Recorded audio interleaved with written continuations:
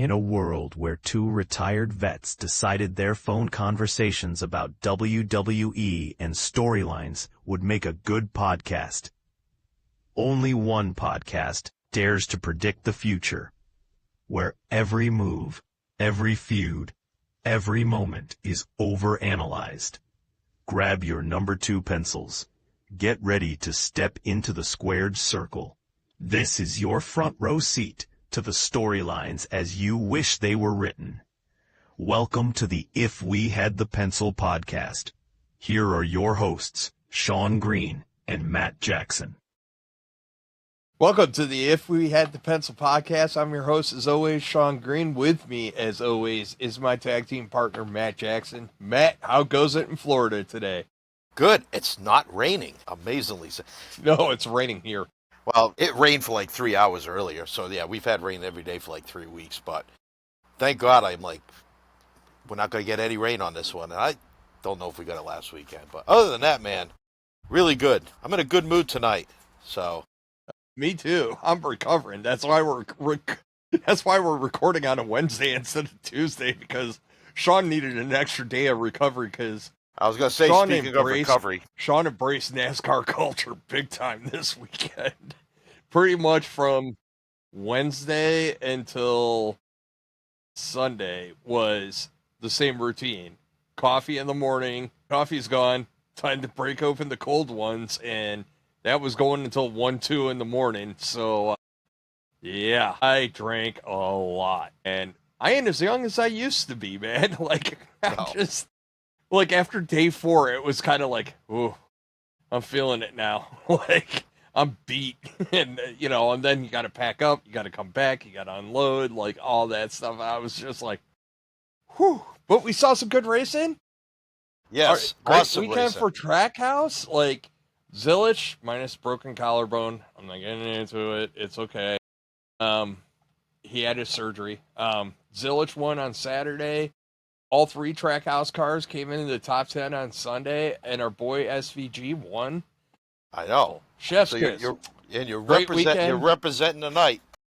I am representing tonight. And then my kids were excited too, because it's the first race they've been to where one of our drivers actually won. Yeah, it's always exciting. A fun event, but especially when he crossed the start-finish line and the first burnout he did was in front of the stands that we were in, it was really cool. So it was a great weekend. Kind of put me behind on my wrestling watching, which was, I was like a kid who got an extension for a test and was still playing cram session all the way up until the last minute, i.e., I watched the very end of Raw about 30 minutes before we hit record. So, oh my God, no. Yeah, so for the folks out there, Friday I was getting updates from Sean during the truck race, which was almost called from darkness because it just kept going. And then every time they had a restart in the Xfinity race on Saturday, the cars would be halfway down the track, not 30 seconds later, bam. There's a video, and then, of course, you were down by turn 1 into 2, and saw all those videos, got to see the burnout, so felt like I was almost there, but I know. It was cool. I was joking with you, too. I was like, every restart brought to you today by the If We Had the Pencil podcast. There we go. So, hey, got to represent. Matt, it's been a fun weekend, and honestly, I'll tell you what, it was a good SmackDown and a good Raw, too. Very fun stuff. And we kicked off SmackDown with John Cena coming out, Face Cena coming out, and it got me thinking about real in-depth now. You see it on social media all the time. People are always like, what'd you think of his heel run? What'd you think of this? Look, is he ever going to go down as one of the greatest heels ever? No. But the heel run serves some purposes. One, his heel run made it so he could wrestle the faces and not have to do the same cliche, I respect you, you respect me, we all respect each other, yay. We didn't get that shit, and I hate that crap. I hate it. Once in a while it's okay, but it would have been him and Orton doing it. It would have been him and freaking Punk. Cody doing it, it just would have been terrible. It also gave him time to truly and really get into ring shape. The John Cena that showed up at WrestleMania versus the John Cena that showed up at SummerSlam, two totally different wrestlers.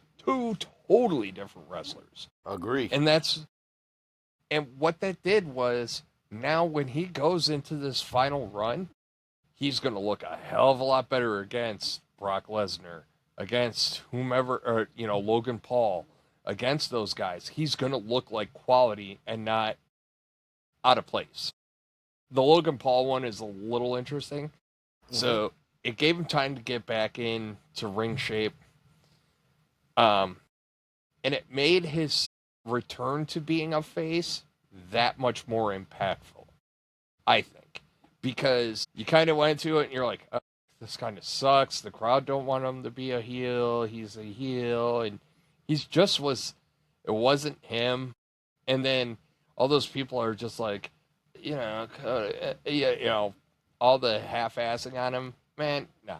It served its purpose. It got us through those few months. It let him wrestle the faces, let him wrestle the people he needed to wrestle, and we actually got decent promos out of it, as opposed to just this fluff. And I thought it was great. I thought Logan Paul throwing his own words as a heel back in his face. I thought that was great on Logan Paul's part, too. Mm-hmm.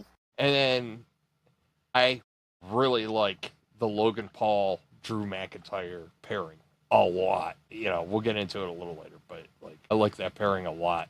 Well, you were talking about the necessity of the Cena heel run. Let's go back. Cena never turns heel. Do you think we'd be in August now? Or do you think we'd still be getting the Cena sucks sing along that we're not getting now? Because since he turned back face, you don't hear the John Cena sucks sing along when he comes out. That's kind of gone now. You're not getting. So I think that if Cena had stayed a face the entire time, you would still get that mix of, John Cena sucks and all this other stuff. I think now this is like the final lap of the race. He's coming around, high-fiving the fans, as he makes his last lap. So I think this is going to be fun. I think it's going to be a loved character. Also, with this promo, I love the fact that it still comes out black and white, and then the color pops. Because I think it just adds an extra element. And also, thank God that even though Cena's back to being face, we're still keeping that special intro for him, the Never Seen 17. He just embraces it now and shares it with the fans. And that's what I'm saying. If he doesn't have his heel run, everybody's sick of it now. Honestly, if he did not have his heel run, him being a face this entire time, people would just be like, here we go. And honestly, it even negates that match him and Cody had. It would, Super Cena versus Super Cody, where they're just kicking out of each other's finishers.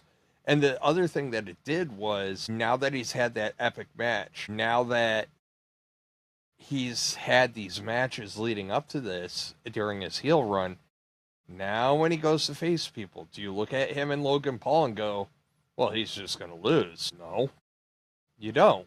Yeah. He looks more credible now. So it made him more credible.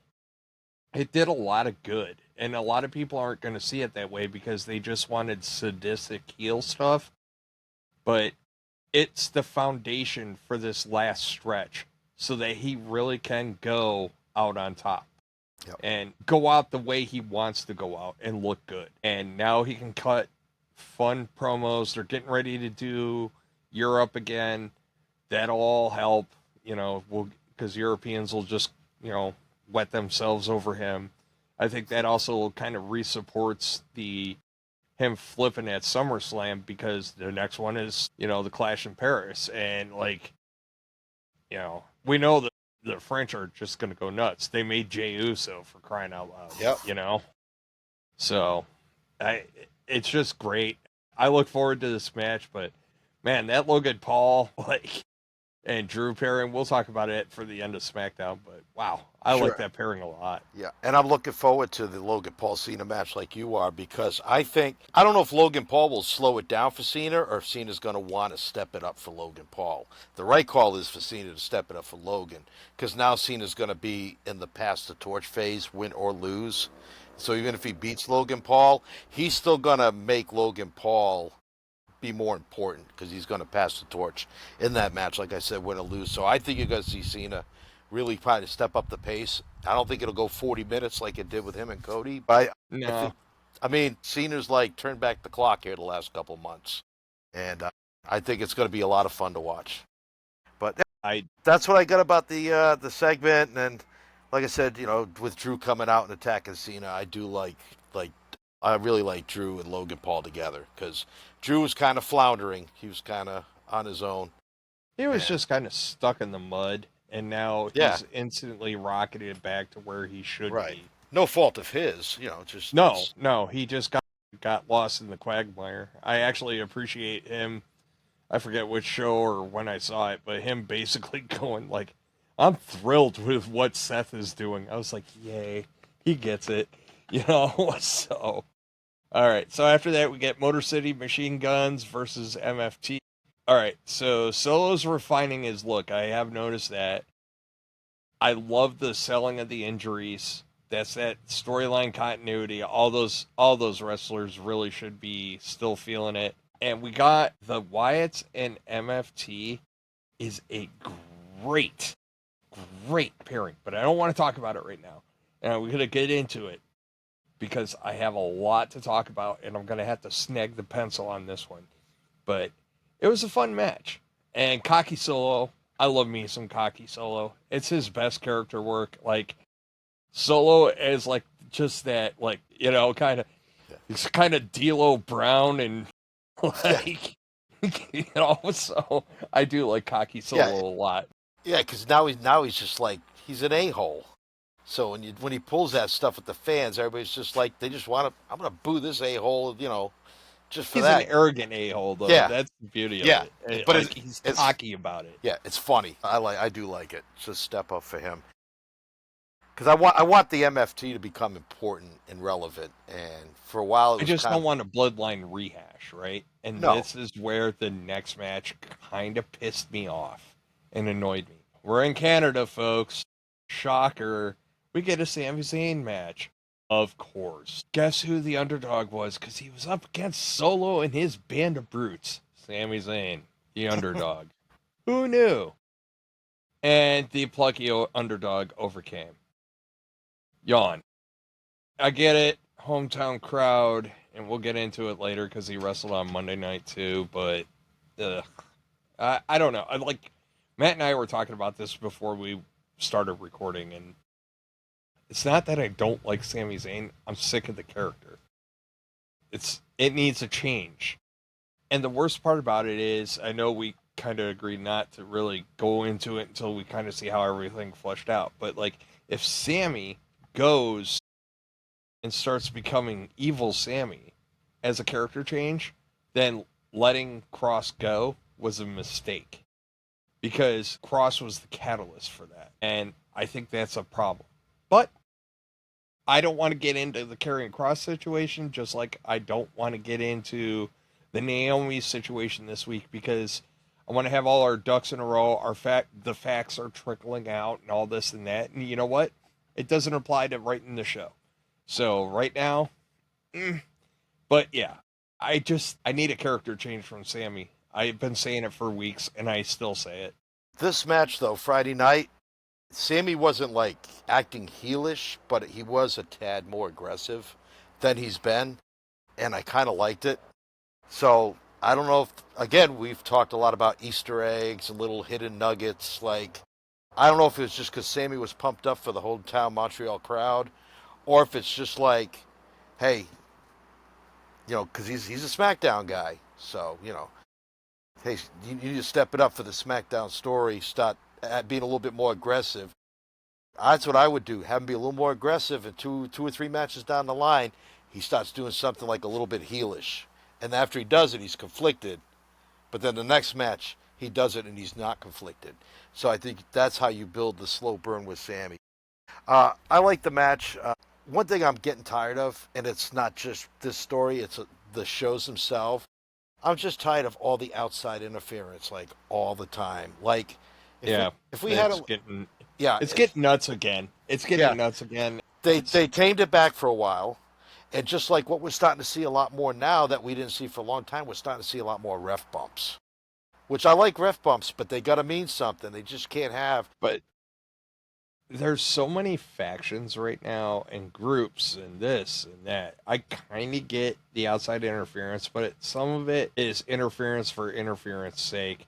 We get typical like Roxanne and EO match on Monday night. Like there was some there. Rodriguez gets up, but the interference in that match was to sell Asuka getting pissy with EO, which is going to set up Asuka and EO, obviously.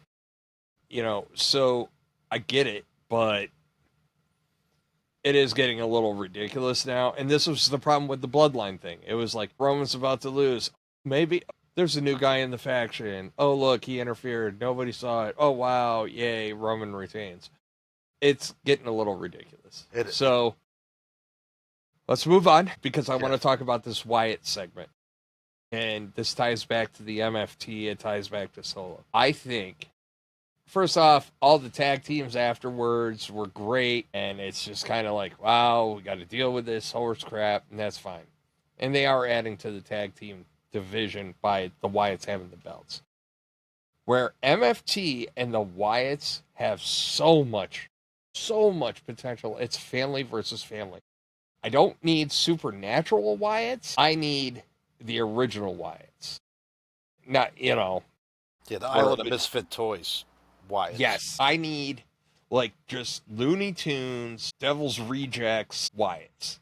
And I need them to just, because I think you take, as we were talking about with Solo's, cocky, arrogant character, you take that character, plus you add that with him getting creeped out because, Nikki Cross spun her head around 3 times and spit pea soup or whatever, right?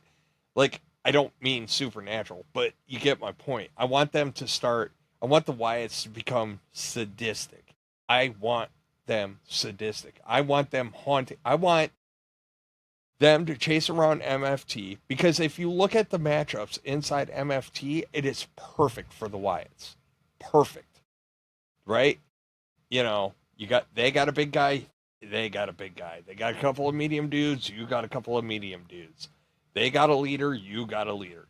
It is the perfect meshing of those two. And I think there's a lot of potential there to launch both of them. Like, I don't need to see right now, MFT is feuding with Sami. Yay. We've seen it. We've done it. Solo's gotten payback on him. Whatever. Sami's a Raw guy, right? Because I might have misspoke. When they're in Canada, he's everything. Okay, yeah, because now I don't know which one makes him a bigger underdog. I think he's a Raw guy because he got with the whole Rusev story. But yeah, either way, it doesn't matter. But I think when I talked really about Sami, Aldis did say he was a guest. Yeah, and he just happened to be there, but it was because they were in Montreal. So yeah. I ain't as young as I once was either, man. I'm telling you, I forget this stuff. And I take notes, and I still forget. But I think there's so much potential with MFT and the Wyatts going head-to-head. It'll give the other tag teams time to breathe. I think that, they could try to one-up them. Like I said, I don't want supernatural, but I want a hint of supernatural, meaning, like, Uncle Howdy was really good at this, right? Like, he'd take an ass whooping, but he'd just keep on laughing through it. I don't need that shit. Where it just creeps him out, like, where they're beating his ass, and he's just like, give me more. And they're just like, I don't know what to do with this. Like, there's so much good stuff that can come from that, and it'll be kind of fun. And they're going to get a bump. Somebody was telling me they got, like, something at Universal or something. Like, they got a haunted house or some shit? Yeah, they built the fun house, the Firefly Fun House, and they're making it like a haunted thing or whatever. Something like that. But nice. But, You know who is like my favorite member of the Wyatts right now? Eric Rowan. Yeah, when he speaks, it matters. Well, that, and I think you also know like what he went through when Brody Lee or whatever his name was with the Wyatts. It was Brody Lee. Yeah, Brody. Yep. And all the stuff he's gone through in his life and losing Bray, so he's a tortured soul. So it's like you sympathize with him, but yet like it's because he looks like a giant teddy bear. He is. But he like beard. brutalizes beard. Is it the beard? Probably is. It's the power of the beard. So yeah, I really like what Eric Rowan's doing. So, and then that whole promo. It's still, you're right. It's weird to hear Dexter Lumis talk. Like his voice does not fit. His voice does not fit him. Like talking no more. I mean, Dexter Lumis looks like he could be like in a Korn tribute band, singing "Freak." That's all right. That's all right. Ludwig Kaiser's taking that role of the strong silent type anyway. It's because he can't speak Spanish. When he tries, you can hear that European accent come right through. That's why most of the time he just goes everything like through hand gestures and body language. It's great. Yeah. I think that's on Raw though. I don't want to get into it right now. That's on Raw. That's all right. I picked up on it during the match. All right. So after that, we get the Alexa and Charlotte love fest, which my first note on this was, so Charlotte comes out to her fanfare. Alexa comes out to hers. Not saying Def Rebel because they suck or whatever the dude's name is or whatever they are that does all the WWE stuff. But bro, can we get a DJ? I want a mashup of Charlotte's intro and Alexa's intro. I think it would be so cool. I think that's coming once they publicly do the friends thing. Because, I mean, we're almost there. But once they stop becoming friends, I think you just rework it when they come out together, and it's that mix of Charlotte and Alexa's theme. But I was sitting and watching this with my wife, and as soon as I saw the cake, I thought I found a teaching moment.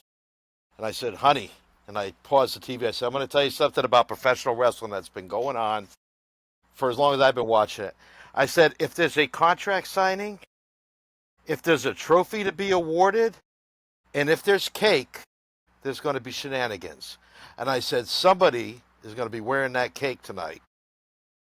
Yeah, and somebody was. Somebody did. So I just wanted to put that in before I forget it. So yeah, like all these random thoughts we're doing tonight, I think we roll with it because 5 minutes from now we would have forgotten about it. So we'll keep plugging along. But yeah, so as soon as I saw the cake, I'm like, somebody's going through it. Well, there was more fun in that segment, though. So normally segments like the girl power, girl talk, kind of, I don't know how to explain it. Like whatever they were doing, right? There was a couple of key takeaways, and they all applied to Charlotte mostly. You can tell Charlotte's having a lot of fun right now. Like, it's exuding out of her that Charlotte's having a lot of fun with this run, and I like it a lot. And I picked up on something. I want to see if you agree with me on this. And this is kayfabe, not reality. Does it feel like going through this process with those two that the Charlotte character is learning how to be a face? Like, she's trying, but she kind of screws it up a little bit because she doesn't really know how to work with others. Right. Like her name being really big, and then it's Alexa's birthday on being the cake. Really, yeah.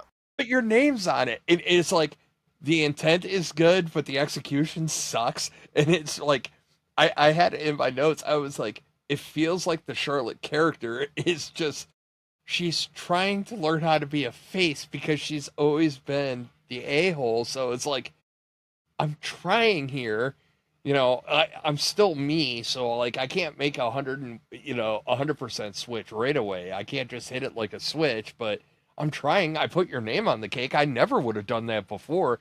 So it feels like Charlotte's like trying to learn the Charlotte character. Yeah. I want to be clear on that. I'm not talking the person. I'm talking the character.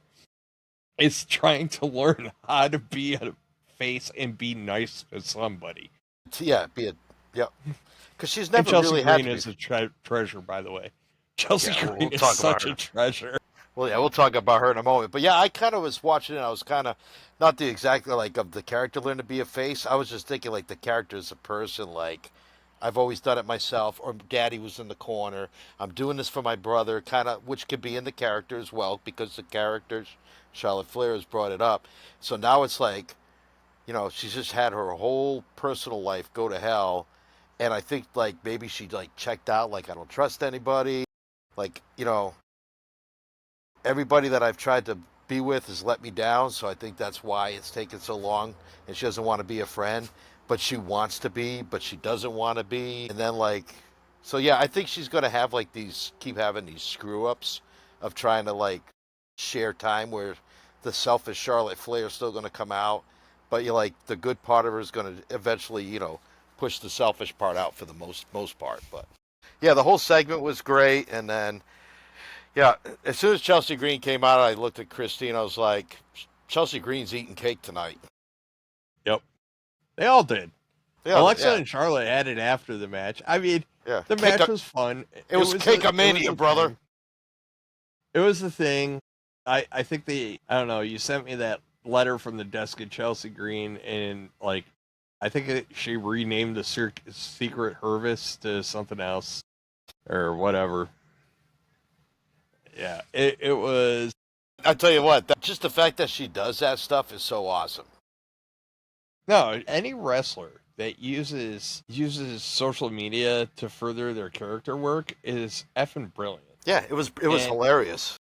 Because it goes a long way. It goes a really long way. Yeah, and Chelsea Green, just her selling and her facial moves. Slagents.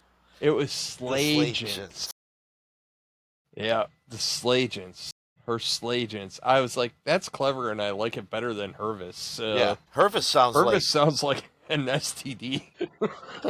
I had a rough night. I got the secret Hervis. Yeah. Like, it doesn't go across. Slay Agents is a little less offensive. So Slay Agents is always good.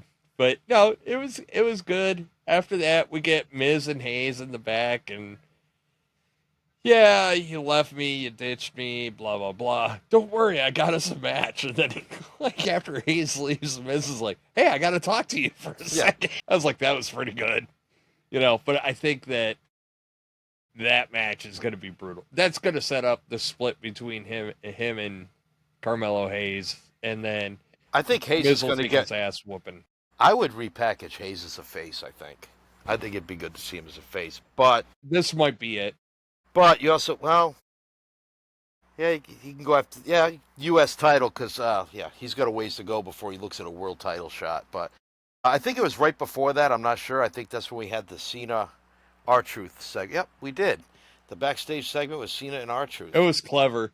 I liked how they brought him back. I don't want to shit on it, but they kind of spun it a little bit, and I was like, okay, it was clever.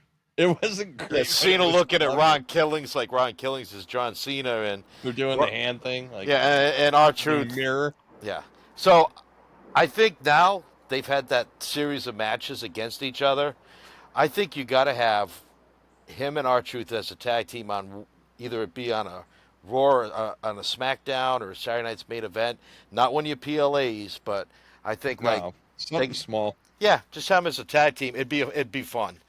And it'd be a night where Cena wouldn't have to really beat himself up. You get a fun tag match out of it. I think the rest of the Cena's run, I think he announced he had like 11 more showings. Like his whole this last stretch is all about the vibes, man. That's what it's all about. So and I liked it. It kind of settled things down. I'd like to see R-Truth back on TV a little more, please. I'm getting my Chelsea fix. I need some R-Truth, Ron Killings fix. I don't care which one you do. So after that, the Charlotte and Chelsea Green match, I had a thought. Apparently, I was very in-depth thinking this week as I was watching. The other benefit of Charlotte teaming with Alexa is it's protecting her reconstructed knee. She doesn't have to work all of it. She can do singles, she can do tag, but her knee is protected right now. She doesn't have to do all the work is what I'm getting at. She gets a break. We're not screwing it up. The cake spot was humorous, and for the first time in a long time, I was ready to punch Tessitore in the face. I need him gone. He's got to go now. Cut him. Yeah, no, he's over. Bring back the out of breath dude. No. Like, he was so over the top during this match that I wanted to punch him. I hate to say it, but I wish we can go back to having Michael Cole on both shows. Sorry, Michael, for the extra workload, but pay him more, he'll be fine. Yeah, I don't know.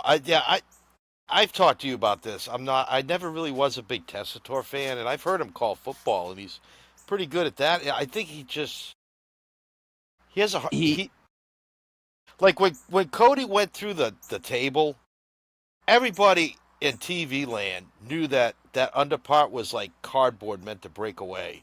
And like Tessitore, the solid wood table. And I'm like, man, shut the hell up. I'm like we already know the business is exposed, like there's no more clothing to take off of this business. Like, it's naked, but like, come on. Add some realism to it. But yeah, Tessitore, he's over dramatic. And he's just like, I think that's what it was. It was like he pounded like 5 Red Bulls before he went on the air this week, and I was just like, you need to dial it back a little bit, play-by-play guy.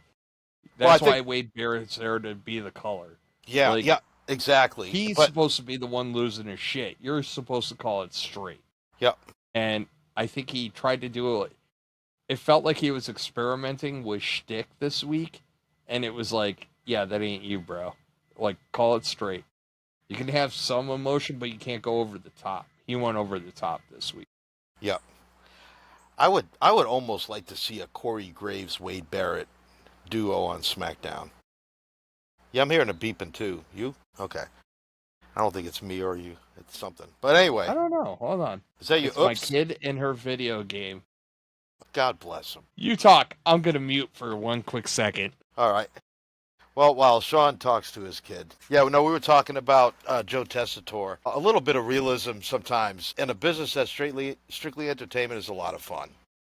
So, I don't know. Yeah, I mean, maybe they need to sit down.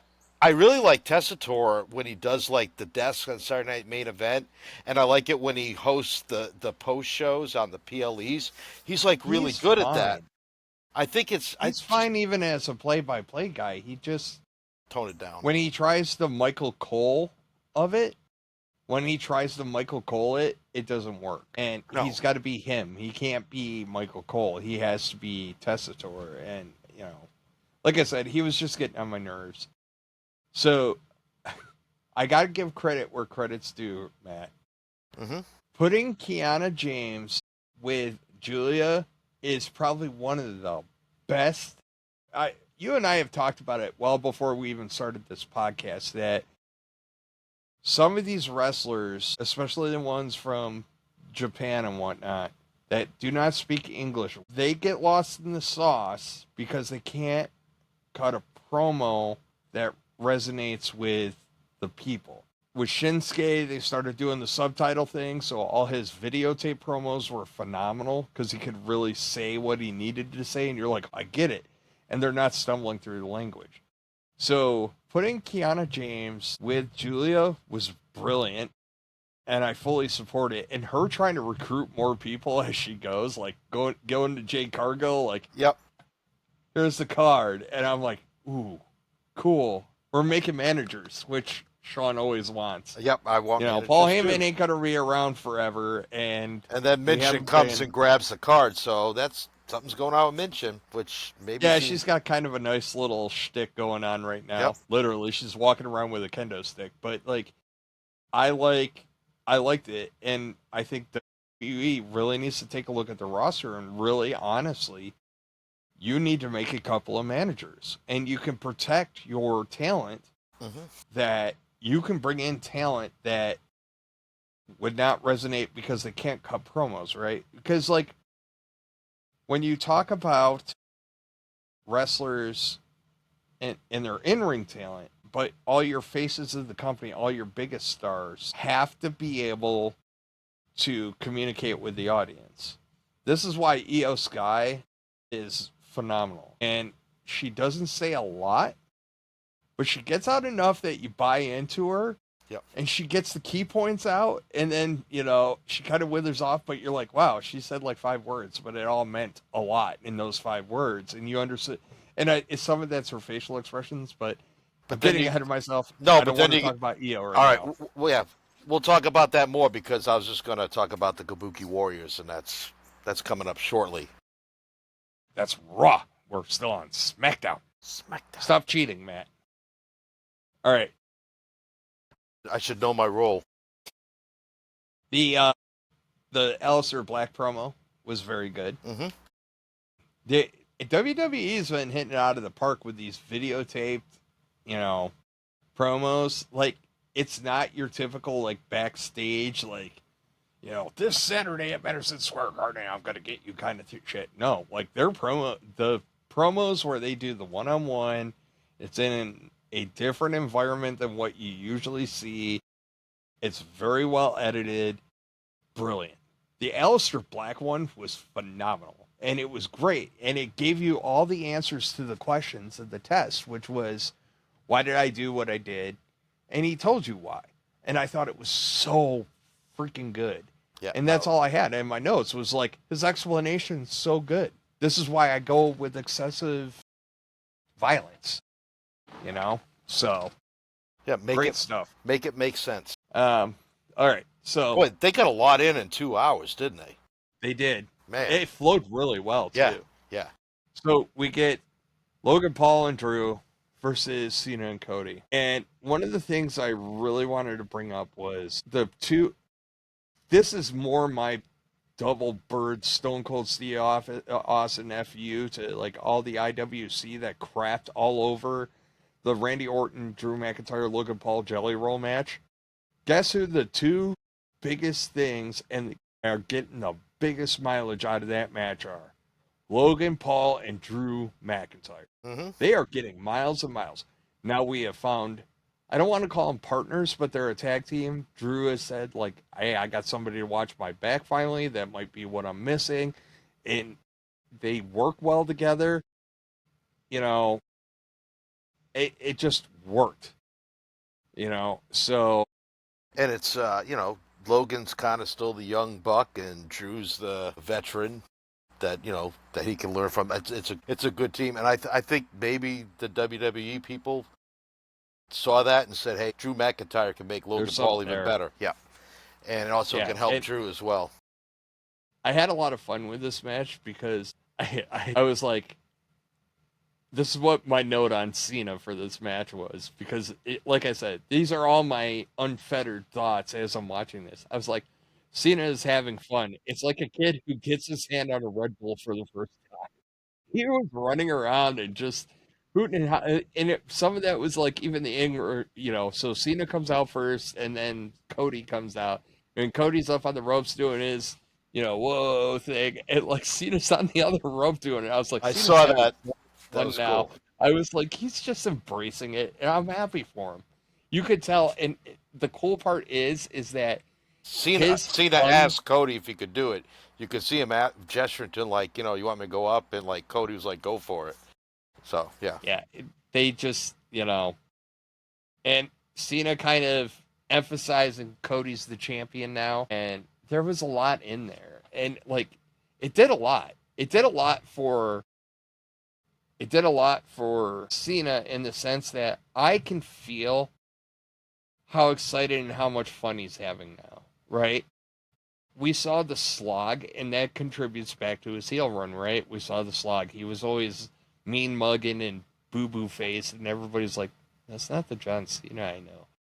But now it's like somebody took a gazillion pound boulder off his chest, and they're like, go have fun and get him, Tiger. And he's just like, slams the Red Bull, and he's like, let's go. And it's great. Like, let him have his fun, man. I'll enjoy it because it comes through the camera. It comes through the camera, and it comes through his presence on the shows right now. Like, it just exuded through this whole SmackDown. Anytime you saw him, you just saw how happy and relieved, and his energy was just coming through, and it was great. And then the last thing I had to say about this match was the Claymore through the table that Drew McIntyre did on Cody. Thank you. And it's only a thank you because it's something different. We have been getting table spot after table spot after table spot after table spot. And, announcer table. We swept it off. Oh, somebody's going to get a move on there. Putting him through the announcer table the way he did with the Claymore, I was like, oh, thank God, something different. I mean, and I got it in my nose. Granted, with the fake wood and all that stuff, it still, I should have said it earlier in the show, but it looked brutal. Like, it looked really even brutal. On the replay, it did. Yeah. When they showed the replay, it even looked big. I was like, cool. Yeah, like, no, that was... I was just thankful it was something different, right? Like, I just want to see something different. Like, none of this lather, rinse, repeat shit. Yeah. And, and honestly, I don't know where you do it. I don't know how you do it. I think there's another sneaky good benefit out of John Cena's heel run is it's made it okay for Cody to lose the belt. It kind of took that all off, right? Like, I don't ever want to see another Roman Reigns title run like that ever again. It's not because he didn't deserve it. It's just towards the end when they're like, oh, it's like 3,655 days that, he's had the title and, he's going to catch Bruno and blah, blah, blah, blah, blah. And it's just like, bro, he hasn't been to work but like 6 times this week. You're counting all his days off. Like, I can't. It kind of became a little ridiculous. And I don't want to see another run like that. Now, if you got a guy that's out there grinding and workhorsing and he's doing that, count all the days. But if dude's showing up once a month, he films like his next 3 segments and disappears for like months, I can't get behind. No, I can't either. No, but I agree. All that is this to say that Drew McIntyre, more so than anybody in WWE, and I will jump on a table for this, more than Punk, more than Seth, more than anybody, deserves a title run. Drew does. Because during the COVID years, Drew carried the company, him and Seth, but Drew did a lot. And he finally got the breakthrough that he deserved, and he didn't get to experience it. He deserves some time. Yes. He deserves some you deserve it chance. So I don't know how you walk that line. I don't know when you take it off. And it has to be Cody's belt. And we'll get into it when we talk Raw. But yeah, it's okay for Cody to lose now. And that's all because of Cena's, heel turn. Like, it made it all the better. So yeah, and that's my take. I mean, if you got a different opinion, I got it, man. You're preaching tonight, brother. So I really like. I always like Drew McIntyre. He's another one of my favorite guys. So I always want to see him in a good spot. So definitely, I think too, like you said, with John Cena teaching it's okay to lose, and that's another thing about this face run. What made it even better was Cena had no sour grapes when he lost the title. He lost like a man. Hey, you were the better man. He was relieved. Yeah, I think so. He was relieved. It was like, I need to get out of this shit. But what it does is it's a teaching moment for all those kids that follow him. That like, hey, to how to be. You're not going to win every game, so this is how when you do lose to be a good loser. Yeah. So that. So wait, more cements. I have a question because this one's been sticking in my craw. Was it R-Truth that made the kid cry in Brussels, or was it John Cena that made the kid cry in Brussels? I thought it was Cena that made him cry. Like, going back to his little quick interaction, he said that, and I was like, Cena just flipped script on, like, convince R-Truth that it was him that did all that shit. Anyways, back to it. Wait, Brussels. Yeah. I'll have to go back in my notes and look for Brussels. That's why I put locations on all my notes so I can always go back and reference. I'm glad you do. I usually ask the question like 50 times, like, where are they? And if they don't have it up in the corner, I was just like, wait, where are they? Because, I mean, inside baseball, where you're at matters. Look at Sami Zayn. We're in Canada. Of course he's going to be featured. Yeah, and like my wife's getting it too because she'll be like, where are they at? And I said, oh, they're in Quebec. And she's like, oh, like Quebec? I said, it's always been a wrestling hotbed. I said, you'll get a good crowd, and it's a foreign crowd. And I said, wait till Raw in Montreal. I said it's going to be a hot crowd. And then Raw next week's going to be in Philly. And she's like, oh, well, Philly should be a good crowd. I said, Philly is normally a great crowd. I'm like, they boo. Philly's a no BS crowd. They boo Santa. So damn battery chuckers. Yeah. So no, Philly wrestling fans are awesome. Throw batteries at football players. For crying out loud, like that was Cleveland too. Cleveland would do that, but that was Browns fans. Yep. Browns fans are just sad all the time, and yes, I'm also a Browns fan, so it might get sad here pretty soon. But my Patriots are going to be good this year. I'm not getting into this. All right, maybe we should do an NFL preview episode at some point. We know talkie NFL. All right, so let's talkie Raw. Yes, please. So we start talking NFL, we're going to piss off a lot of people. It's going to get ugly. Especially when we get to the teams we like. Well, me more than you. I'll be more hated than you. Actually, we're hated now because we're good. No, you'll be hated. When y'all win the Super Bowl this year, then you're going to be hated. Actually, no, it won't be the first one. It'll be the second one. So you know here's quick. See, now you got me digressing, but I have to on this one. So, like, one of the funniest things to come out of the Bills being on Hard Knocks is everybody's like, "There's no drama." I actually kind of like them, and this is from people that are fans of other teams. They're like, "They're such a nice bunch of guys," and we're all of us that are Bills fans that have been around the team forever. Are like, yeah, we know. This is what we've been telling you. Like, look, I'll use your Patriots as an example. I have seen so many Patriots fans lose their crap about Mac Hollins because he walks around barefoot all the time, right? But that's just his thing. He's been doing it for years. He did it in Buffalo in the snow. Like, the Halloween game, he came dressed up as, like, Fred Flintstone, and he was barefoot. That's what Mac Hollins does. And he signs with New England, and New England fans are like, "What's with this clown? Why doesn't he have shoes on?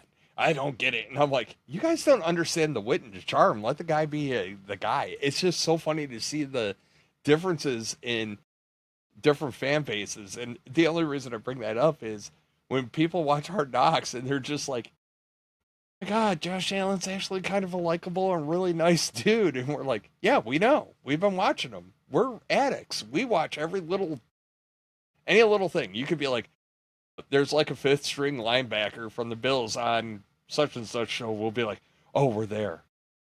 Yeah. I can't wait for the Hallmark movie to come out this year. Well, and then there is a Hallmark movie, Bill's Hallmark movie coming. Oh boy, is it gonna be a Christmas one? They all got to sing "Oh Holy Night" together or something. Oh, Christmas tree. It is. Kid you not? It is one of the Hallmark Christmas specials.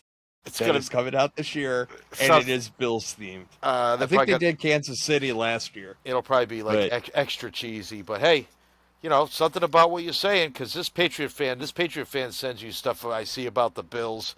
Because if the Patriots are sucking, just because I can't stand the Chiefs or the Steelers or the Dolphins, so like, I like Josh Allen so much, I become a de facto like temporary Bills fan. It's good. The whole thing of the show is because it's one of the Hallmark ones, so obviously it's going to be a little cheesy. It's going to be great. It's going to be like, from two different worlds. He likes blue cheese. She likes ranch. He likes flats. She likes drums. How will it ever work? You know, it's going to be something like that. It's going to be great. But enough about football. Oh, yeah, football season isn't here yet. I love. We got to get back to Raw. I do like I like the Buffalo Wings reference too. That was perfect. Listen, man, there's only one thing that goes on wings. First off, they're just wings, not buffalo wings, because when you're from the area, they're just wings. Secondly, it's only blue cheese. And whoever decided to start giving out carrots is an evil human being. It's celery. Celery comes with your wings, not because celery takes the heat away. It's you munch it, you dip. Yeah. Whoever started putting carrots with the celery should be punched in the face. But again, we're way off topic, but we are talking vegetables, so let's talk about raw vegetables and let's talk about Raw. Oh, I thought you were going to say that there's vegetables on Raw. No, but there's definitely some wine to go with the cheese, let me tell you. Great segue. So Raw starts out, Punk comes out, yay, crowd pops. Anyways, Punk comes out and proceeds to whine. Like, I don't know how else to describe it. He came out and he just started whining. Like, I got screwed. I should be the champion. Okay, cool. So we get past his whining. LA Knight comes out. LA Knight goes, I'm going to one-up you, and I'm going to whine a little bit, but I'm going to be cool about it. Because he got whiny, too. And I was like, oh, my God. Like, I can't handle this. Like, they're both just little bitches right now. When Knight is in promo mode, like when Knight's on, he is so good. Punk is still better, but man, Knight can be really good on the mic. He was good in that one, and then sure. Paul Heyman is your friendly oracle, your oracle and my oracle. That man is just a wizard on the mic, man. The adorable oracle. That's what he called himself, the adorable That's oracle. What it was, the adorable oracle. Oh, my God. They need to put that on a T-shirt. So good. Especially with, like, Paul's rather rotund figure and just have the adorable oracle money. God. I would actually go out to the WWE shop and buy that. Because adorable oracle is just have him like this with a big sunshine over his head. Like, oh, my God. I would love that shit so much. So, Paul Heyman comes out. And then Paul really started spitting a lot of truth, and, Paul's like, he's basically telling LA Knight, like, hey, man, don't get into favors business with that guy because you're going to lose your position, you're going to lose this, and Paul Heyman was doing deep cuts. He was going back years, not just, like, recent history. We're talking years. Then he got it, you'll lose your tribal chief, and blah, blah, blah, blah, blah. All true. And Punk told him to shut up. And honestly, in that segment, I thought Punk looked like a dick. And, I know Paul's supposed to be the heel, but, like, CM Punk kind of came across as the asshole in that because, and it's the same problem Roman has, it's, you blame Paul Heyman for everything, but you don't acknowledge the shitty position you put him in, Punk put him in a bad position. Roman Reigns put him in a bad position. The only one that really didn't was Brock Lesnar. He just turned on Brock Lesnar. But Punk is kind of screwed. There's a lot there. And, like, for Punk just to be like, stop your yapping or bitching or whatever he said, I was just like, you're kind of a dick because he's spilling his guts to you right now and you ain't listening. So, fuck him. Oops. It's okay.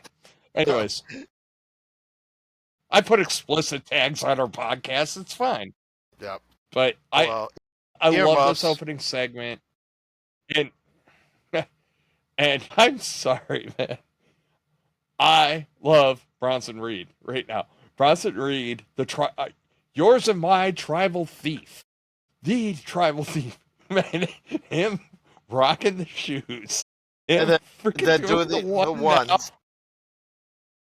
Oh my God. And what's even better, the best part about it is when they came out for this opening segment promo, he's in his all black with sunglasses, and it made the Shula Follow look so much cooler. And I was just like, this is gold. I was dying, and I loved every second of it, man. I was just like, oh my God, this is so good. Love the shtick. I'm so glad the dude's got later. I'm so glad the dude's getting like a good run and a good push because he's awesome. Too. He is a beast. And then we got to talk about Braun Breaker and the reemergence of Steiner Math. You're 47. 47. You're 100. And it makes total sense for Braun Breaker to say that because Braun's kind of got a couple of screws loose. So when he said that. Oh, man, I about fell out of the chair when he said that. That was hilarious. It was great stuff. I mean, this faction, the Vision, man, it is like on fire. It could be so effing good. And it's heading that way. I want to talk about it more when we get to the closing match, but it could be so good. And there's a lot of good there.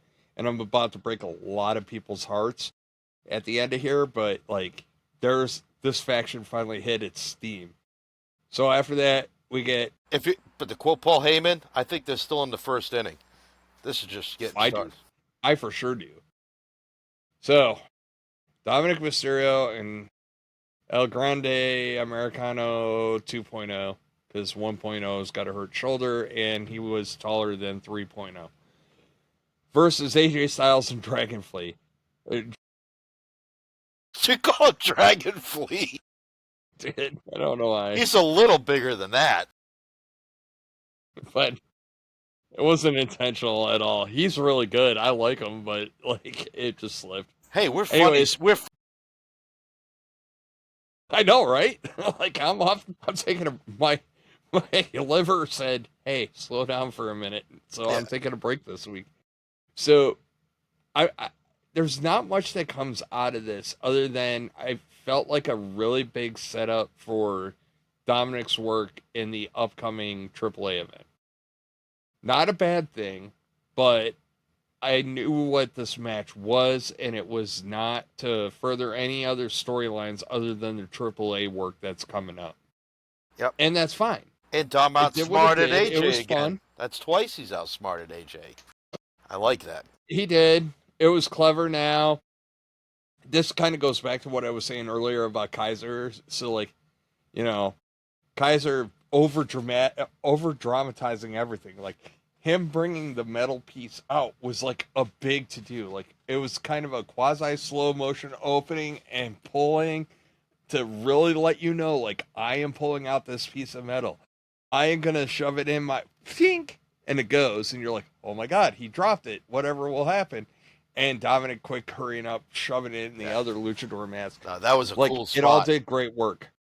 I loved it when they did the AJ Styles and Dragon Lee were a good team too, but when they did that, when Dragon Lee did the monkey flip and AJ caught him and gave him the Styles Clash, that was cool as hell. Cool. That was a cool. I had to write that down.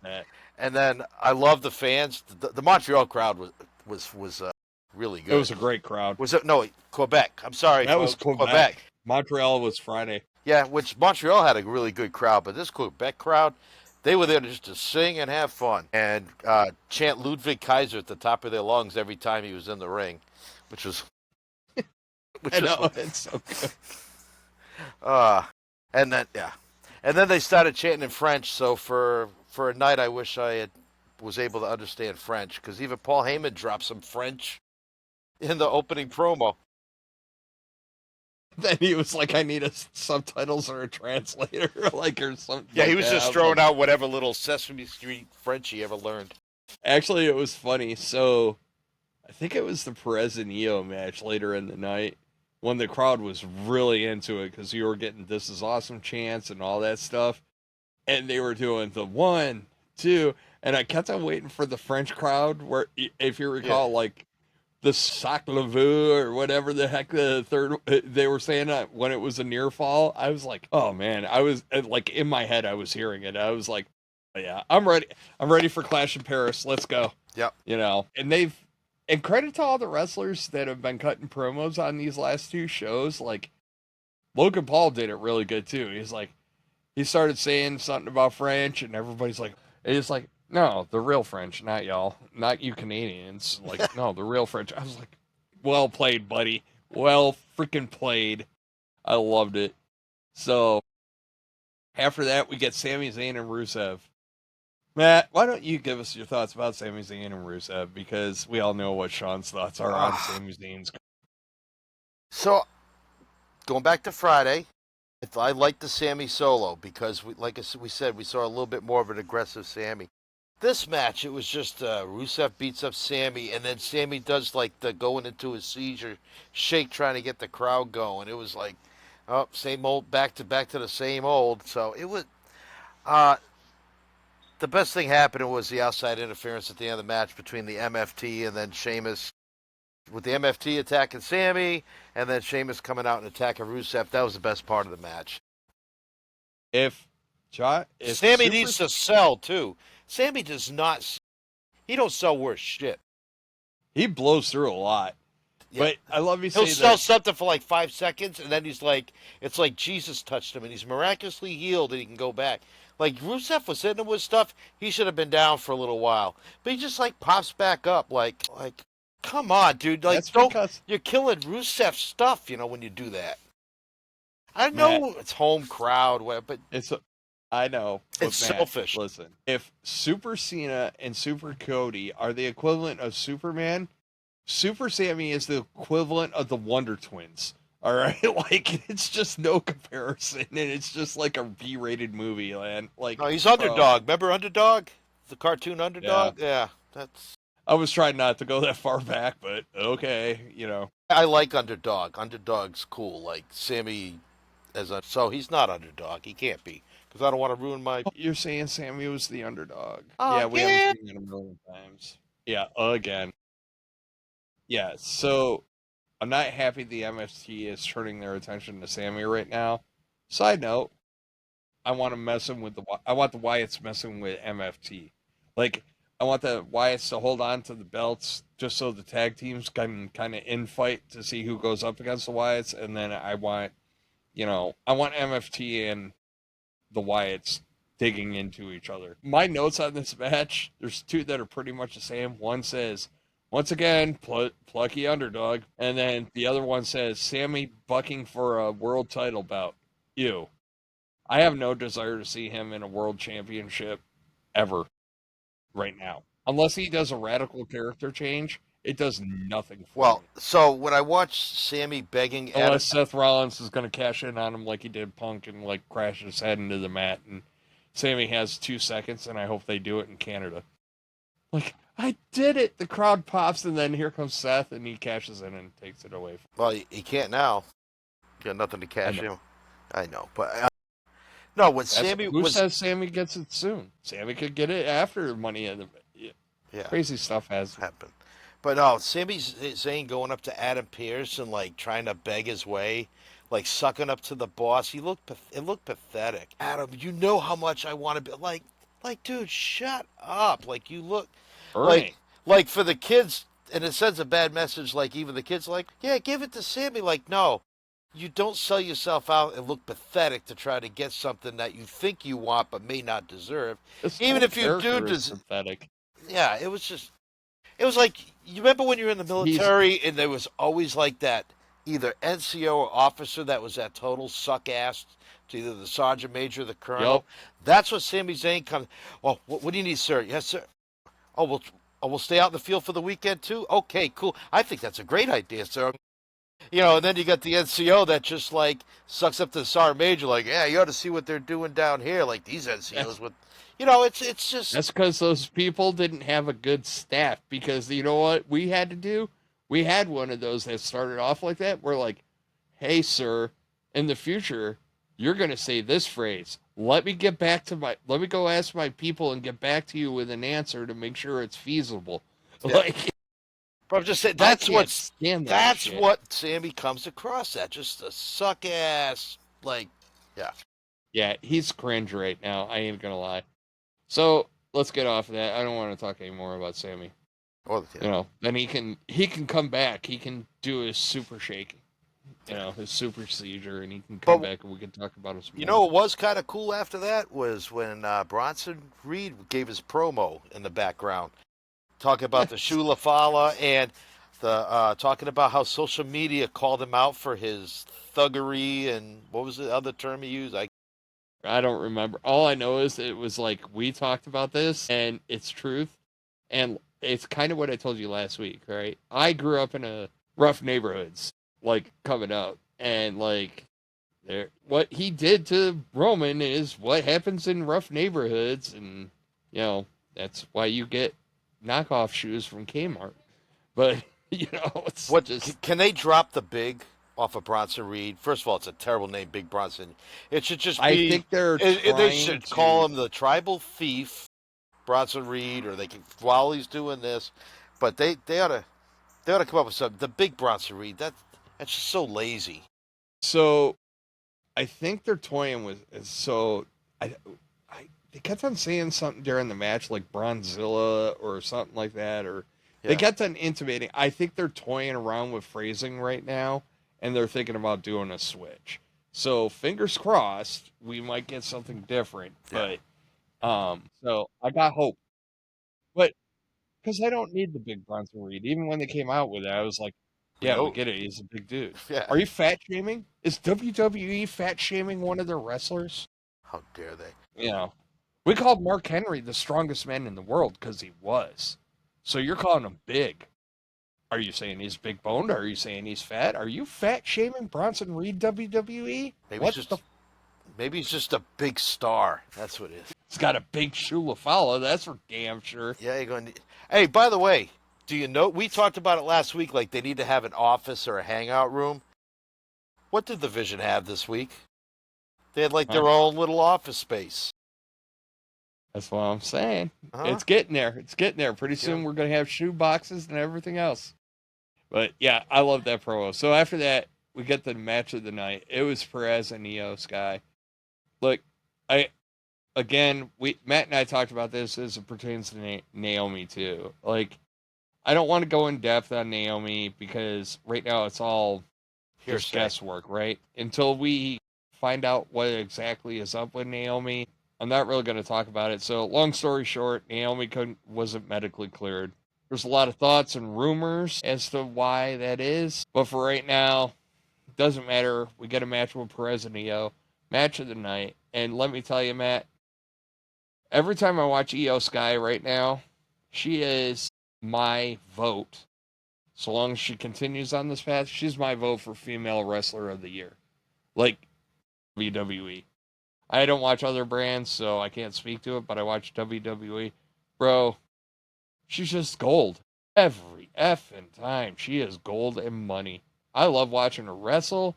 I love her character work. I love what she does in the ring as a character. You know, even the stupid pointing, shaking the head thing. Like, I love it. Nothing stupid about that. That's just, you wait for that moment. I call it stupid because it's simple. Yeah. And it's just great. It is. And this goes back to what I was saying about her earlier, which is she doesn't have a extensive English vocabulary, but she knows enough to get herself over, and then her personality exudes through her facial expressions and everything else she does. It's why Io is brilliant. And yeah, I'll watch. She does. You put Io Sky in a match, I'm in. Yeah. She was doing stuff in this match. She's done it before, but she was doing it, and the mic picked up on it really good.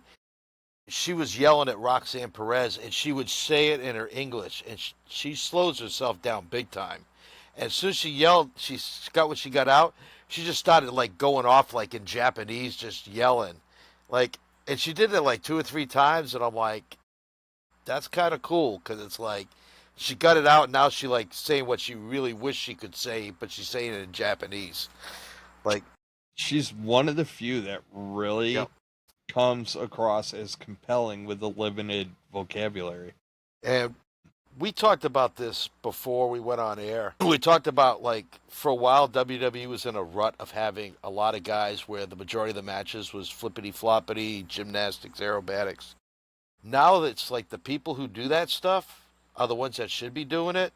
And then you get your guys in the middle that can do some of the flippity-flop stuff, but also wrestle. And then you have your guys like Gunther and all those guys that are just old-school wrestling.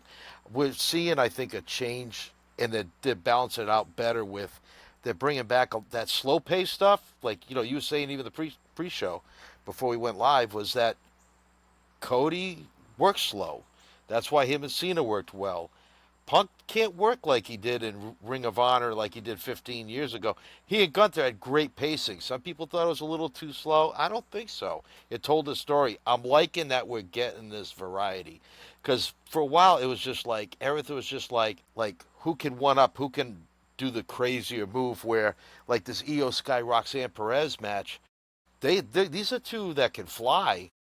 But there was better stuff on the mat itself. Hold and counter hold and move and counter move. I want to bring that up because it kind of feeds into what you're saying. And the best part about this match was there was a lot of flippity flop stuff that was counter flippity flop stuff. Mm-hmm. So like I think at one point Roxanne went for like a Hurricane Rana, and then like Io flipped out of it, and it was cool. And like, but the cool part about this match and why it was so effing good was it was a little flippity floppy, but it was a chess match.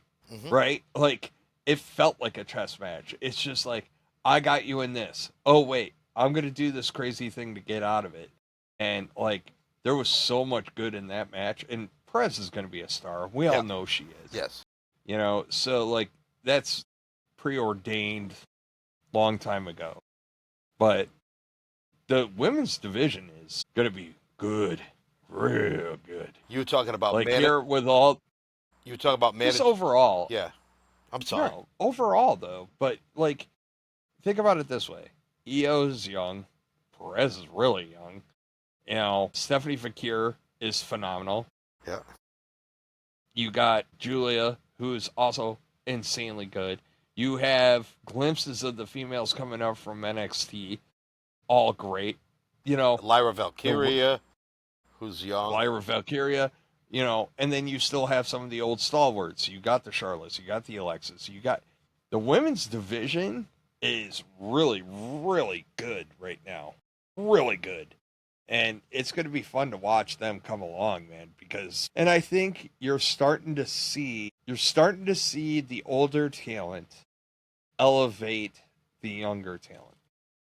Lyra Valkyria worked with Becky, she worked with Bailey. She really kind of got her name out there. And then you have the older stalwarts, the Charlottes, the Alexas, the Becky Lynches, holding not even the big girl titles, like the mid card and the tag belt. And you have them holding those, but they're making them bigger. Like right now, that IC title that Becky is holding feels huge. Yes. It feels big. It feels like a world title, and like it matters. And like, you know, there's a lot of good there where it's not just you're doing the torch handoff anymore. They're actually taking the time to, I'm going to take my star power, I'm going to get the rub to the title, while everybody gets to see you chase the title and see how good you really are. And then once you get this title, you know, like the IC title will eventually become what it should be, which is the next, you know, the intermediate, you know, like from back in the day when The Rock and Stone Cold were going back and forth before they got into the world title picture, right? Like the IC title matters. And I think that coming out of the gates, you gave the US title to Chelsea Green and you gave the IC title to Lyra Valkyria. And it was like, okay, kind of get it. You know, you're kind of propping them up. But the minute you put that strap on Becky, it made it even bigger. And that's no offense to Lyra. It's just she already has established star power, which goes into that belt and makes it feel big. And then the work that they're doing with her, with Bailey, with Lyra for that IC title right now makes that title feel huge. It feels bigger than Stratton's world title right now. I'll agree. To be honest. Yeah. So it's so good. And one note. Speaking of the women. Well, I'm getting ahead of myself. Okay. You were talking about managers and like how we talked about how like with Julia having her manager now because of the language barrier. God, the Kabuki Warriors Monday night, I couldn't understand a damn word they said. Like, they're talking over each other. And that's the drawback. Especially the backstage segment. It was just like, come on. Like, this, it just sounded awful. Oh, speaking of backstage segments, let's talk about the New Day for a minute. It was a really quick little blip. But, like, his $12,000 hat, Adam Pearce called it a sombrero. I was dying. Like, the fact that like New Day is beefing with Penta is even more fun. Good. Like he's like, he tried to kill me with my $12,000 hat. It's like, I got bigger fish to fry than your stupid sombrero. Like, We got to talk about Adam Pearce. Adam Pearce, like, he's got a hair. He's been great. Well, because everything's going to shit for him right now, and it's hilarious because, like, what was it? Who came over? It was when MFT came over and beat up Sammy, and like he's on the phone with Nick Aldis, like, "Are you not watching the show? Do you not know what's going on right now? Get your people in line." I'm just like, woo, buddy. Yeah, Pearce has been great. And then, like, I even found, like, he puts stuff on his Facebook page, like little messages and stuff, and it's pretty good. But, yeah, Adam Pearce now, like, for a while he was like a pushover. Like, he's finally hit it. Like, he's hit the limit. He's done. He's They broke him. Like, they did.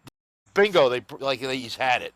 Like, I'm not putting up with this anymore. He's, like, finally, like, the nice, easygoing dad that's finally, like, you pissed him off, and now the shit has hit the fan, and you're going to see it's a whole new ball game, folks. Otherwise, and on the other side, like, Nick Aldis as a GM really doesn't do much. He doesn't add much to the show. Adam Pearce is starting to make stuff matter. And I feel like they trade off. Well, the thing is, I feel like they trade off. But you hear the wrestlers like he'll do something. They'll be like, "Well, what's got into him?" Like you actually hear him like make comments about like how Adam Pearce is. The announcers are even like saying stuff about it. So it's cool. Keep it up. I like angry Adam Pearce. Like sick of the BS Adam Pearce. Me too. Well, I have a bone of contention with him, but I'm gonna let it slide because it pertains to the last match of the night. So after this, we get Becky Lynch and Maxine. It is what it is, but there's a big takeaway here, and I want to see if you're along the lines with me on this. This match wasn't about Maxine. This match was about Natalya. Mm-hmm. And I think what they're setting up is, they're setting up a match between Becky and Natalya. What I want a match between Becky and Natty. Yeah, badass. Right? Kicking Natty. Man, the one that wrestles in other organizations? Yeah, where they take the ropes out and stuff, and she does, like, crazy shit. Yeah, that Natty.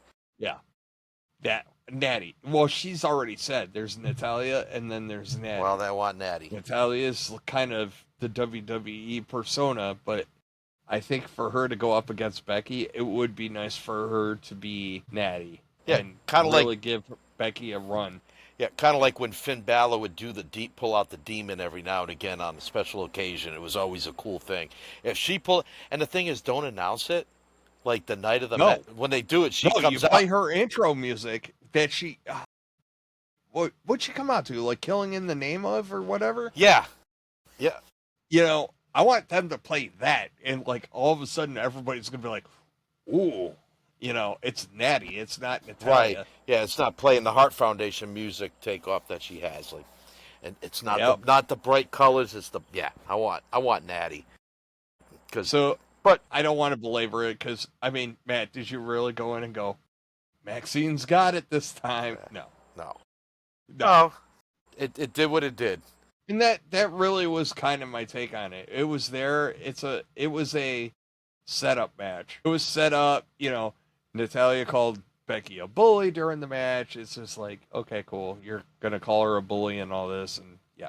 That's why you should bring out Natty and not Natalya, because if Natalya walks out, he's going to be like, all right, she's going to give it a decent fight, but she's going to lose at the end. Like, yeah, I do think you bring out Natty, and if it happens, I'm spiking the football on that one. Yes. Like, you heard it here first. All right, so we close out the night. We get Punk. We get Knight. Before that, we get the Bronze. What'd you think of before that, we had the Bailey video. You were talking about how great Alistair Black's is. Then we had Bailey's backstage. So this, I have mixed emotions on. So I like that Bailey went through the whole video and she kind of goes, "It's all on me," kind of deal. Like I'm the reason why I'm in this position, and which was cool. I could have left it at that. And then they talked to Lyra Valkyria, and she's just like, did the yes, no, maybe so promo. Like, maybe it's my fault. No, it's not really my fault. No, it's not my fault. Blah, blah, blah. And it kind of went back and forth. And it was just like, you kind of took away from a great video promo. And like, when they followed it up with Lyra, I was kind of like, and I think that's why it's not in my notes, because I was just like, The best thing they could have done was Bailey's promo. They could have cut back to, was it Jackie Redmond or whoever the other girl is, with Lyra and say, "Hey, Lyra, you know, what do you have anything to say about this video?" All Lyra could have says, like, "You know what? I got to think about this. I have to process this. Like, I can't talk about it." And that would have been fine. And they could address it down the line, but it just, it's like she's sitting there. Let it go. I don't know. Matt, we know how this game is played. You know how this game is played. You can't say that. I need time to process this. Come on. We're guys. And guys watch wrestling too. All the guys at home would be like, what do you mean? What did I do? Or just like...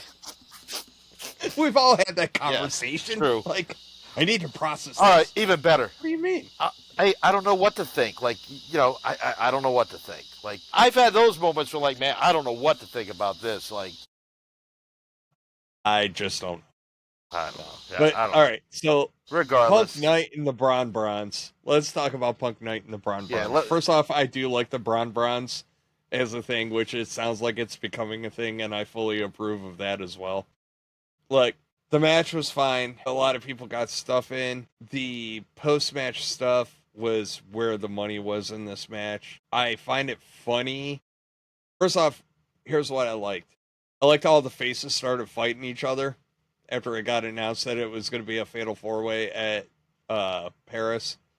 And I was like, good, yes. Like the Emperor, yes, fight, my children, fight. And I'm just like, go. You're like, good, you guys all want it, go get it, Tigers. And I hope, what I really would love to see in the match, like the actual match, is Seth just like hanging out outside ringside, like when they all beat the crap out of each other. Like, that would be so epic. Where they almost forget about Seth, rather than what everybody thinks it was going to be, all three teaming up to beat up Seth. Like, yeah, they need to have some conflict going in there. You're going to get ramp-up matches probably in the next few weeks until we get there, right? It's going to be, the will they, won't they tag partners or whatever. You're going to get all that crap. And then I got it. So going back to Adam Pearce, because this is what I wanted to talk about a little bit. We are dangerously, and I mean dangerously, flirting with something that Sean doesn't like. And that is the vengeful GM. Seth lied to you. You punished him when he, after he won, you made him fight a match. The next Raw, you said you will fight a match because you lied medically. Now we got another bitter, jaded Adam Pearce coming out going, fine, fuck it, it's a four-way now. And it's like, while I understand where you're coming from, the problem in this specific instance isn't Seth. It's the other three, because they can't decide who's who in the zoo right now and who's in the pecking order. So, okay, let them fight it out. How is that Seth's problem? And then the fact that Seth's beating them all up, it's like, they got in his way. I don't know. But I will say this. Seth better not lose that title. No. You'll undermine all this great... They have made huge strides with the Vision right now. Huge. This faction should be dominant all the way up until freaking WrestleMania. No. Well, it's a fatal four-way, so there's no pinfall, there's no count out, no DQ. So what does that mean? That means that the Bronze can show up. So... Seth's going to retain it at the Clash in Paris. Seth should retain until WrestleMania. At least. Yeah. I mean, the person to take the belt off of Seth should be Braun Breaker. Mm-hmm. Yeah. Not Roman, not Punk, Braun Breaker. Yeah, and I don't want to... I don't want to see that in April of next year. No. Because it's almost... That's why I said it. It's in the middle of August. Like, that came down for a while. Seth's a workhorse. As long as he stays healthy, that dude could have an 18-month reign like nobody's business. 2 years? I would cut it at 2 years, but Seth will be on TV every damn week. Unlike a certain other person. No, but you got to find stuff to do with everybody else. I mean, I think with Gunther being off camera right now, you can get him over to the SmackDown. Apparently, there's still a draft coming. Who the hell knows? But we'll see. Yeah. They said something about it like a couple of weeks ago. So, I don't care. I think that they have to be dominant. And they finally have hit their stride in being dominant. And I do like that everything picked up a notch as soon as Seth got the belt. Like, everything went into overdrive, and I appreciate that because it's like, they were serious, the titles were about Ultimate Power, and, now they're just kind of giving their will, and I think you have to pull the reins back on Pearce a little bit, because if he's just going to keep on putting Seth in effed up matches, then it's going to become a problem. Mm-hmm. Like, I don't mind him having an opinion and every now and again, but if every PLE lead-in is going to be like, it's going to be Royal Rumble style, and, you know. And you're grounded, because you've been bad. That's what it's coming across as. Yeah. Yeah. And, yeah, I just had a thought in my head, and it flew right out, but... Getting old sucks. I know it does. Well, no, I was going to talk about the bronze. So, like, Seth's got the world title. I think you got to do it sooner rather than later. You got to put the... After this is done, maybe you do it after hell, you could do this match at Clash in Paris. You could have the bronze against Judgment Day. But I think you got to get those tag titles on, because they said that they're officially a tag team, so they need to get the belts quick, because that'll just add another element to the vision. And I still think there's a fourth member out there. We just Paul's the fourth. I think you find out at yeah, it's coming. No, soon. I know there's a fourth wrestler. So if the Bronze are going to be your tag team, you need a mid-carder. And that mid-carder is going to come out of nowhere, and it's going to be in the middle. What did I text you? Who's medically cleared? Dragunov's cleared. Do you think that could be a possibility? No, he's not. Dragunov might be cleared, but I don't see him as a good fit, right? There's a little bit of a swagger there that has to happen, and Dragunov is a weird case. Like, if I had to make a team, it would be a team with, like, for Dragunov, I'd put him in a team with, like, the Pentas, I got an idea who you can have for the fourth, for the. Who are you thinking? I think after Hayes screws up, Miz screws everything up with Carmelo Hayes. I think Carmelo Hayes would be a great, because then you could put him right in line for the IC title. He likes to dress up, so he's got that look. He's athletically gifted. He's young. That would be a great choice, I think, for the fourth guy to be Carmelo. That's who I would pick. I think it's hard to make him that, because I think he's got to close out his story with the Miz, right? Yeah, but you can do that pretty quick. So they're going to have their tag match. They're going to turn on each other. And then I could see it, but I wouldn't put it past being an Austin Theory either. You know, Austin Theory might be a good one too. Yeah, but he's got... I think he's... Is he I don't know how hurt he is. I heard he got moved to the alumni section too. Unless that's a false rumor. I don't want to put out false rumors, but I thought I read something a couple days ago. Who knows? If he shows, he shows. I mean, the front door of the WWE headquarters, it shouldn't even be open in this way. It should just be like one of them revolving doors, so you can come and go as you please. But I don't know. If I had the pencil, I would find a way to put Carmelo Hayes in the Vision. I think it'd be cool. I think that's a great fit. I think the beauty of it is this is the other reason why I love the Vision right now. Set Seth aside, right? Seth is the catalyst, Paul's the catalyst. The beauty of the Vision is really getting people that should be in the main stream of consciousness when it comes to the top wrestlers, getting them in the right limelight, which they have done with Bronson Reed. Bronson Reed was up and coming until he hurt himself helping Roman Reigns. Just saying. Can't wait for that promo. Like, I came and helped your family. I broke my ankle. You didn't even send me a Christmas card. Bring it. Bring it, bring it, bring it, bring it, bring it, bring it. They changed it again. Cody's back to being the undisputed WWE champion on their Superstar page. That's correct. The SmackDown title is because the Raw is the world title. Oh no, it's WWE world title on the SmackDown. It was WWE champion for a minute, and then it changed, and now it's back to undisputed on their website. Why? Women's. Hey, why don't we sponsor the titles too? Like we could have like the Zales World Championship or the women's title. It was from Jared's. I mean, come on. Got it from Jared. Why are we so adverse now to like putting the brand name out there? Like, WWE Champion just sounds good, and the legacy of the WWE Championship goes all the way back to 1963. Why would you want to remove that name. I don't know who a lot of these people are. I shouldn't be on this. I try not to do this when we're recording the podcast, but if you go on WWE's page and start scrolling through the superstars, Eric Rowan's picture under superstars, he has his rabbit mask on. Yes. I kid you not. Let's see here. I'm curious about a couple. John Cena. I hate how they sort it by first name and not last. I cannot remember the last time I was on the WWE website. I just don't go on it. I go there. Hey, Ludwig Kaiser is listed on the page and Americano Grind. So he's wait. So he's double. Is there Chad Gable on here? Is he double booked? Yep. Chad Gable's on here.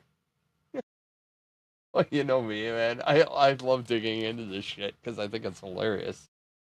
El Grande Americano. Next week we'll do side by side. Bro. What? I swear to God. All right.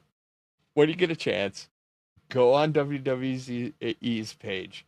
Look at Chad Gable's photo and his little beard scruff right here. And then look at El Grande Americano's picture with the same exact beard scruff.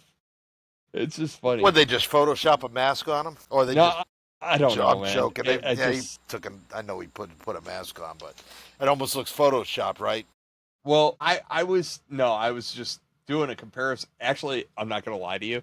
I wanted to see which one they used for the photo. I wanted to see if it was Kaiser or if it was Chad Gable, but you can look at the building and tell the photo is Chad Gable. So it's like, okay. But, my God, Omos is on the current stars page. I guess he's still under contract. As a side note, I have not seen Zoe Stark still on there, too. Didn't they let her go? No, Zoe got hurt. I know she got hurt. I thought they let her go, too. Oh, she's not. I don't think she got cut. Valhalla is on here still, too. I haven't looked in a while. Obviously, I haven't looked at, ever. But I was, scrolling through. But so this is the part of the show, folks, where we've run out of things to say, and it's just idle ramblings. Hey. But we're having fun. We're going down some rabbit holes right now, man.